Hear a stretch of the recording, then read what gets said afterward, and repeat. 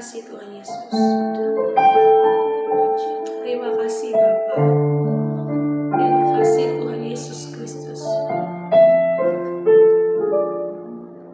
Sukacitaku penuh, ku bermazmur bagimu, karena ku tahu ku telah ditebus oleh curahan darah-Mu.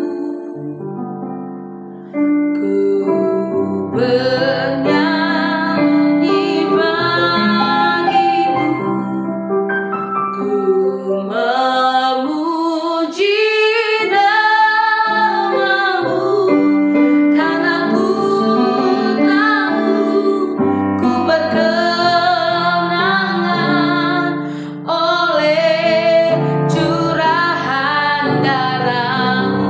Darah-Mu Yesus, darah-Mu Yesus, sucikan daku. Darah-Mu Yesus, bebaskanku.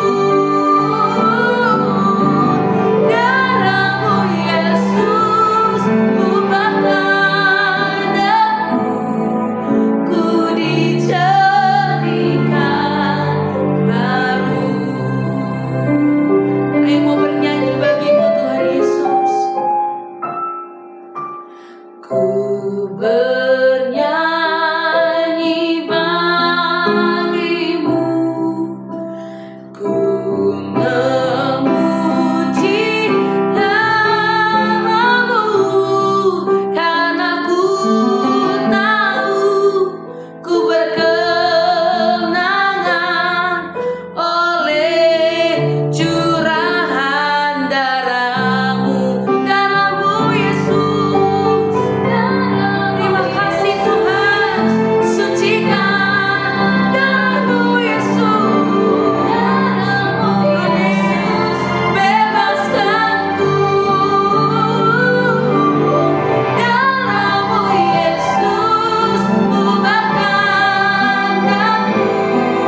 Ku dijadikan baru. Darah-Mu Yesus, darah-Mu Yesus, sucikan aku. Darah-Mu Yesus, bebaskanku. Darah-Mu Yesus, ubahkan aku. Ku dijadikan baru. Ku dijadikan baru. Ku dijadikan baru. Benar Tuhan, darah-Mu yang menyucikan kami, darah-Mu yang membebaskan kami dari setiap belenggu dosa, darah-Mu yang menguatkan setiap kami. Saat ini kami mau mendengar suara-Mu ya Tuhan melalui renungan hari ini. Tuhan bersabda bagi kami siap mendengar. Dalam nama Tuhan Yesus kami berdoa dan mengucap syukur. Haleluya. Amin. Shalom Bapak Ibu Saudara yang dikasihi Tuhan. Kita berjumpa lagi dalam perenungan intim dengan Allah.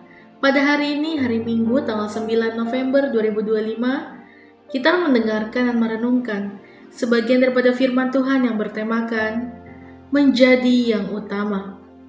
Pada perenungan hari ini yang berfokus di dalam Lukas pasal 14 yaitu ayat 25-35. Dan pembacaan Alkitab kita dalam 1 tahun ini terdapat di dalam Kisah Para Rasul pasal yang ke-1 sampai pasal yang ke-3. Saya harap Bapak Ibu Saudara-saudari dapat membacanya terlebih dahulu. Saya akan bacakan dalam Lukas 14 ayat 33, demikian firman Tuhan. Demikian pula lah tiap-tiap orang di antara kamu yang tidak melepaskan dirinya dari segala miliknya, tidak dapat menjadi muridku. Dalam perjalanan hidup, kita seringkali ingin menyeimbangkan banyak hal dalam keluarga, pekerjaan, cita-cita, dan pelayanan. Namun Yesus dalam Lukas 14 berbicara dengan sangat tegas, mengikut Dia tidak bisa setengah hati. Yesus menuntut supaya kita menempatkan Dia sebagai yang utama di atas segalanya. Ketika Yesus berkata bahwa kita harus membenci ayah, ibu, istri, anak-anak, bahkan diri sendiri, itu bukan ajakan untuk benar-benar membenci dalam arti negatif. Kata membenci di sini berarti menomorduakan dibandingkan kasih kita kepada Kristus. Yesus ingin memastikan bahwa tidak ada kasih lain, tidak ada keinginan lain, tidak ada kepemilikan atau ambisi pribadi yang lebih besar dari kasih dan kesetiaan kita kepadanya. Mengikut Yesus berarti mengosongkan diri dari segala sesuatu yang dapat menggantikan tempatnya di hati kita. Segala hal yang selama ini menjadi sumber rasa aman, kebanggaan, atau identitas kita, seperti harta, hubungan, bahkan reputasi, harus diserahkan ke dalam tangan Tuhan. Bukan berarti kita tidak boleh memilikinya, tetapi kita harus siap melepaskannya jika itu menghalangi ketaatan kepada Kristus. Yesus juga berbicara tentang memikul salib. Ini bukan hanya soal penderitaan, tetapi tentang penyangkalan diri setiap hari. Mengikut Yesus bukanlah perjalanan mencari kenyamanan, tetapi perjalanan menuju ketaatan. Kita belajar berkata bahwa bukan kehendakku, melainkan kehendakmu yang jadi. Yesus memberi dua perumpamaan. Yang pertama tentang orang yang hendak membangun menara, dan yang kedua tentang raja yang hendak berperang. Keduanya menggambarkan perhitungan biaya, yang artinya sebelum seseorang memutuskan untuk mengikut Kristus, ia perlu sadar bahwa ini bukan keputusan yang setengah hati. Mengikut Yesus menuntut penyerahan total, tidak bisa setengah dunia, setengah Kristus. Tidak bisa Yesus dan harta, Yesus dan kehormatan, atau Yesus dan ambisi pribadi. Yesus berkata, barang siapa tidak melepaskan dirinya dari segala miliknya, ia tidak dapat menjadi muridku. Dalam ayat yang ketiga, ini bukan hanya tentang menyerahkan barang materi, tetapi tentang mengosongkan diri dari rasa memiliki dan kelekatan hati terhadap hal-hal duniawi. Ketika kita mengosongkan diri, kita justru memberi ruang pribadi bagi Yesus untuk menjadi segalanya dalam hidup kita. Seperti bejana yang kosong, baru dapat diisi dengan air kehidupan. Mengikut Yesus berarti membiarkan Dia menjadi satu-satunya sumber kekuatan, arah, dan tujuan kita. Hanya ketika Yesus menjadi satu-satunya Tuhan dalam hidup, barulah kita dapat menikmati kedamaian sejati yang tidak terguncang oleh keadaan dunia. Yesus menutup bagian ini dengan perumpamaan tentang garam. Garam yang kehilangan rasa asin dan tidak berguna lagi kecuali dibuang dan diinjak orang. Garam menggambarkan kehidupan murid yang sejati, yang memberi rasa, pengaruh, dan perbedaan di tengah dunia. Tetapi garam bisa kehilangan rasanya jika ia kehilangan pusatnya, yaitu Kristus sendiri. Mengikut Yesus tanpa menjadikan Dia yang utama akan membuat hidup kita kehilangan rasa rohani. Kita mungkin masih terlihat religius, tetapi tanpa kuasa dan kasih sejati. Hanya ketika kita hidup dalam penyerahan penuh kepadanya, kita akan menjadi garam yang tetap asin, memberi pengaruh yang memuliakan Tuhan dimanapun kita berada. Refleksi kita pada hari ini, ketika kita menjadikan Yesus sebagai yang utama, kita menemukan bahwa kehilangan bagi dunia sebenarnya keuntungan dalam Kristus.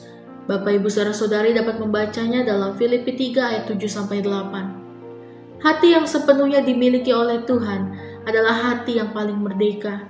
sebab tidak lagi terikat pada dunia.